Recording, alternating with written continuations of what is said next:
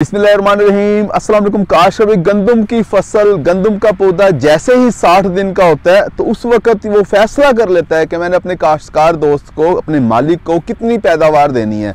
यानी गंदम के कौन से पौधे, कौन से शगुफे पैदावारी शगुफे होंगे जिनके ऊपर सिट्टा बनेगा, जिससे हमें पैदावार मिल रही होगी, इसका फैसला हो जाता है जब गंदम का पौधा 60 दिन का होता है कि किस शगुफे के ऊपर, किस पौधे के ऊपर सिट्टा बनेगा, किस शगुफे के ऊपर, किस पौधे के ऊपर सिट्टा नहीं बनेगा।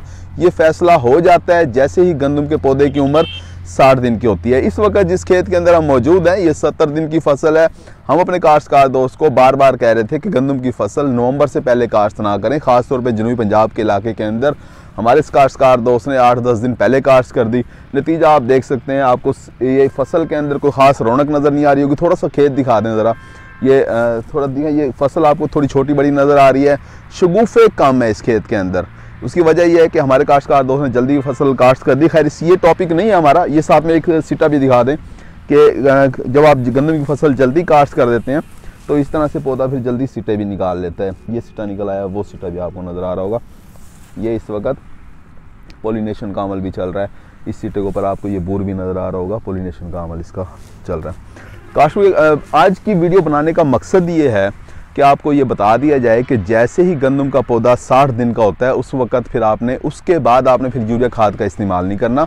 यूरिया खाद का हम इस्तेमाल इसलिए करते हैं ताकि ज़्यादा से ज़्यादा शगुफे निकलें, और उसके बाद जो शगुफे निकल आएँ उन्हें ताकत देने के लिए, तक़वियत देने के लिए दूसरे पानी के ऊपर भी यूरिया खाद इस्तेमाल की जा रही होती है। दूसरे पानी हम आमतौर पे 50, 55, 60 दिन की फसल को लगा देते हैं और आखिरी यूरिया उस वक्त हम मुकम्मल कर देते हैं। हमें चाहिए कि हम ज़्यादा से ज़्यादा जितनी भी खुराक देनी है गंदम के पौधे को, वो शुरू के अंदर जितना जल्दी हो सके मुकम्मल कर दें। क्योंकि 60 दिन का पौधा जब ये फैसला कर रहा है कि मैंने कितनी पैदावार देनी है, तो उससे पहले हमने अगर खुराक अच्छी दी होगी, खादें अच्छी दी होंगी, तो फैसला भी हमारे लिए अच्छा ही कर रहा होगा।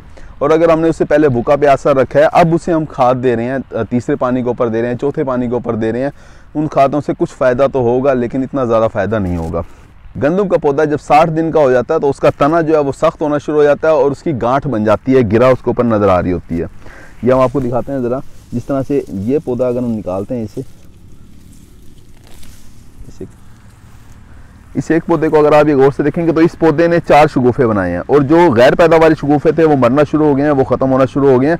गैर पैदावारी शगुफे वो होते हैं जो 60 दिन की फसल हो, 60 दिन की उम्र हो और शगुफे के ऊपर 2 पत्ते हों, यानी 3 पत्ते से अगर कम होंगे तो उसके ऊपर शगुफा, उसके ऊपर सिट्टा नहीं बनता।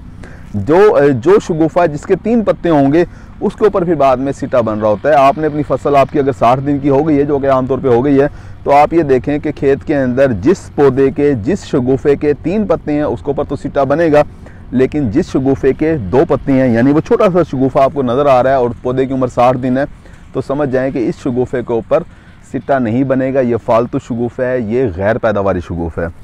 इस वक्त इस खेत के अंदर ये 4 शगुफे, जो 4 पौधे जो आपको नज़र आ रहे हैं एक पौधे से, ये चारों शगुफे जो हैं वो पैदावारी शगुफे हैं। ये आपको गांठ इसके नज़र आ रही होगी, थोड़ा सा करीब ला के दिखाएँ ज़रा कैमरा। ये आपको ये गांठ नज़र आ रही होगी, ये इसकी गांठ है, ये है और ये है।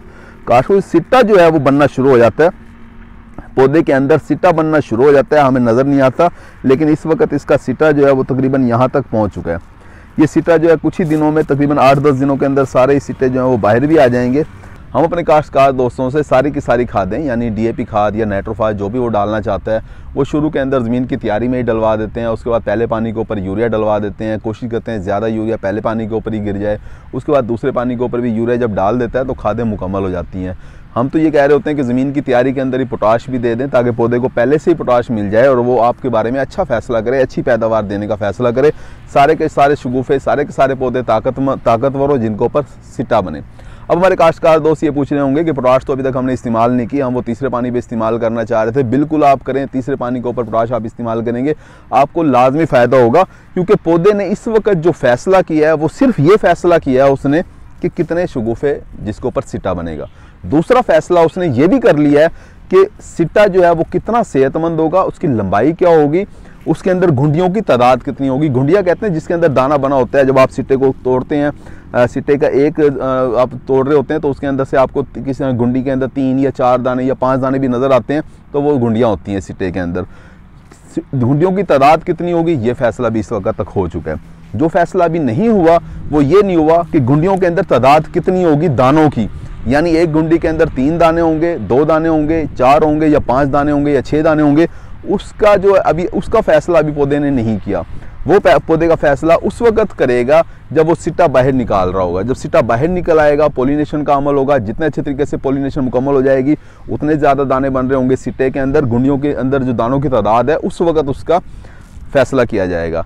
यानी वो अब घुंडियों के अंदर दानों की तादाद को आप बढ़ा सकते हैं पॉलिनेशन के अमल को अच्छे तरीके से करवा के। और पॉलिनेशन का अमल अच्छे तरीके से होता है जब आप अपनी फसल के अंदर बोरान खाद का इस्तेमाल करते हैं। अभी तक अगर आपने बोरान खाद का इस्तेमाल नहीं किया तो हम ये क्या सिफारिश कर रहे होते हैं कि सिट्टा निकलने से पहले आप बोरान का स्प्रे कर दें, अच्छे बोरान का स्प्रे कर दें 100 ग्राम फी एकड़ के हिसाब से। एक स्प्रे तो लाजमी है, 2-3 स्प्रे भी आप कर सकते हैं 8-8 दिन के वक्फे के साथ। सिट्टा निकलने से पहले आपने बोरान का स्प्रे कर दिया, पॉलिनेशन का अमल अच्छे तरीके से मुकम्मल होगा, सिट्टे के अंदर दानों की तादाद बढ़ जाएगी। अभी इस पौधे ने यह फैसला भी नहीं किया कि दाने की मोटाई कितनी होगी, दाने का वजन कितना होगा।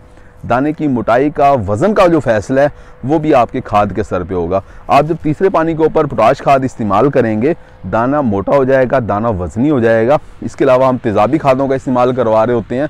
अगर आपने अभी तक DAP खाद आपने कुछ कम दी है तो आप दूसरे पानी पे तीसरे पानी के ऊपर आपको तेज़ाबी खाद जैसे MAP खाद है ये आप इस्तेमाल कर सकते हैं, या और आपको कोई इस तरह की खाद मिलती है फास्फोरिक एसिड वगैरह, वो आप इस्तेमाल करेंगे, दाने के अंदर वज़न बढ़ जाएगा।